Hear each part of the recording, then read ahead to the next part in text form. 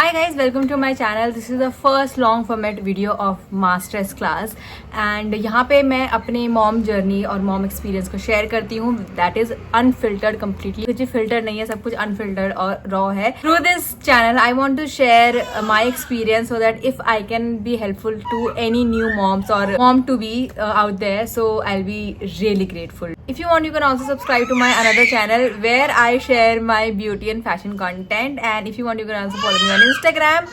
Now with that being said, let's get into today's topic.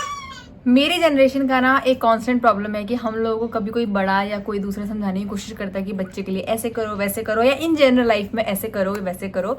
तो हम लोगों को लगता है कि यार पहले तो मैं रीजन बताओ, ठीक है. और जो कि बहुत अच्छी चीज भी है क्योंकि हर चीज को ब्लाइंडली फॉलो करना नहीं सही रहता. एक चीज बड़ों को भी समझनी पड़ेगी कि एक लॉजिकल रीजनिंग भी दे हमें साथ में, कि अगर हमें कोई पर्टिकुलर चीज करने के लिए वो कह रहे हैं या मना कर रहे हैं तो वो क्यों करना या ना करना जरूरी है, उसके पीछे का रीजन क्या है. बिकॉज किसी भी चीज को ब्लाइंडली फॉलो करना इज नॉट प्रैक्टिकल. और स्पेशली अगर बात बच्चे की अपब्रिंगिंग की या उसकी टेक केयर की आती है तो इन सब चीजों के लिए तो फिर हम लोगों को एक प्रैक्टिकल और लॉजिकल चीजें चाहिए होती है ताकि हमसे कोई गलती ना हो. गलती होना is very natural, it's very very okay, but कुछ बड़ी मिस्टेक ना हो जाए जिससे बच्चों को ज्यादा हार्म ना हो, बच्चा ज्यादा परेशानी में ना आ जाए. इसलिए हम चाहते हैं कि हमें कोई भी सजेशन या एडवाइस अगर आप दो तो वो प्लीज एक रीजनिंग के साथ दो. Don't worry, she is not crying, she keeps screaming because she is exploring her voice these days. When she will be hungry I will feed her. I just fed her actually. Coming back to point, मेरे को एक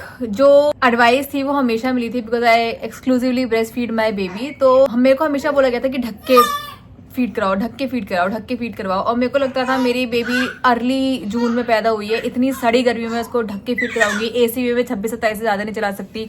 मैं जहाँ रहती हूँ वहाँ मेरा room है जो कि टॉप फ्लोर पे है, देन हाफ टेरिस है, सीधी धूप पड़ती है, सामने हाफ टेरिस है, मार्बल का फर्श है. तो इन सारी चीजों से गर्मी बहुत ज्यादा होती है और मैं बहुत ज्यादा एसी भी नहीं चला सकती. पंखा भी मुझे कम पे लगना चाहिए, डायरेक्ट हवा एसी की या पंखे की बच्चे को नहीं पड़नी चाहिए. तो हम मोस्टली गर्मी में ही मतलब एक नॉर्मल टेम्परेचर मेंटेन करके रखते थे. अगर मैं इससे ऊपर नीचे उसको ढक दूंगी तो उसको गर्मी लगेगी और बच्चों को गर्मी ज्यादा लगती है इफ यू नो. तो ढक के फीड क्यों करवाना है. एंड एनी विच वे जब भी मैं फीड करवा रही हूँ मैं उसको प्राइवेटली करवा रही हूँ, मैं कभी पब्लिकली फीड नहीं करवाती. हम डॉक्टर विजिट पे भी जाते हैं, अगर टाइम लग रहा है, she is hungry, she is asking for the feed, then मैं गाड़ी में ले जाके इसको फीड करवाती हूँ. घर पे भी अगर बहुत सारे लोग आए होते हैं तो I take her to our room and then I feed her. लेकिन बड़े लोगों ने बोला कि ढक के फीड करवाना बच्चे को नजर लगती है. Now they have a point, let me tell you this thing.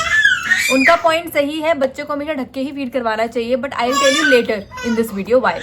But नजर लग जाती है, ये सारी चीजें मुझे इतना प्रैक्टिकल नहीं लगती है. मुझे ऐसा लगता है इतनी गर्मी में मैं बच्चे की नजर से ज्यादा उसकी हेल्थ पे ध्यान दूंगी. अगर उसको ज्यादा गर्मी लग गई तो बीमार होने का भी डर रहता है, बॉडी का टेम्परेचर रेज हो जाता है.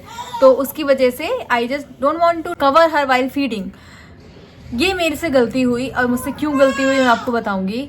नजर लग जाना इज नॉट प्रैक्टिकल. तो बच्चे को फीड कराते समय अगर आप ब्रेस्ट फीड करवा रहे हो तो उसको कवर करना इसलिए जरूरी है क्योंकि मेरे हिसाब से मैंने एक्सपीरियंस किया है कि इनिशियली तो जब तक ये छोटी थी तब तक तो इट वॉज फाइन, ठीक है. But now when she is 4 months currently, ये मैंने कुछ 15-20 दिनों से नोटिस किया है कि फीड करते करते ये डिस्ट्रैक्ट हो जाती है. She is looking like this, इधर उधर देखने जाती है. यहाँ हमारी एक फोटो है, वहाँ पे उसको देख के हंसने लग जाएगी, फैन को देख के हंसने लग जाएगी, कोई वॉइस आएगी उसको ढूंढ लग जाएगी कहाँ से आवाज आई. ये इतना ज्यादा डिस्ट्रैक्ट हो जाती है ना कि मुझे ऐसा लगता है कि यार मैंने इनिशियली इसको कवर करके अगर मैं करवाती तो ये बेटर रहता, क्योंकि अब इसको कवर करके फीड करवाने की आदत डालना is very difficult. But still I am trying.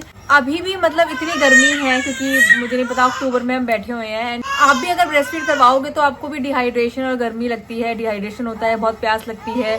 Feed कराते समय ऐसा लगता है कि कोई पाइप मुंह में लगा दे meanwhile I am feeding her. But फिर भी I think it is high time कि मैं इसको कवर करके फीड कराना चालू कर दूं. वैसे तो अब इसके 2 महीने वैसे भी वीनिंग प्रोसेस चालू हो जाएगा, बट फिर भी आई थिंक मैं इसको अभी काफी टाइम तक और फीड करवाना चाहती हूँ, जब तक इसको दे सकती हूँ फीड करवा सकती हूँ.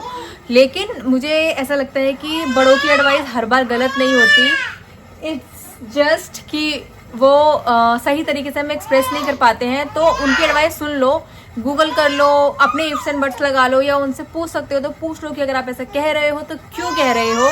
और बड़ों से भी मेरी ये रिक्वेस्ट है कि जब भी आप बताते हो तो नजर वजर इन सब चीजों को साइड में रखे, एक प्रैक्टिकल तरीके से हम लोगों को समझाया जाए कि क्यों ये करना ज़रूरी है। अदरवाइज लोग क्या करते हो ना, आप लोग या तो आप लोगों को रीज़न नहीं पता होता, या कहते हैं हम करते हैं इसलिए करते रहो, या कहते हैं इसलिए कर लो, या हम जो कह रहे हैं कर लो, ज़्यादा बहस मत करो। इस तरीके की चीज़ें अब ज़्यादा काम नहीं कर पाएंगी, बस हम रिबेल करने लग जाएंगे और हम आपकी बात नहीं मानेंगे। तो या I think that's it for today's video. If you have anything to tell me in the comment section related to this, then do let me know. Outro shoot कर रही हूँ, बस सब्सक्राइब टू माय चैनल तो बोल दूं। And that's it for today's video guys.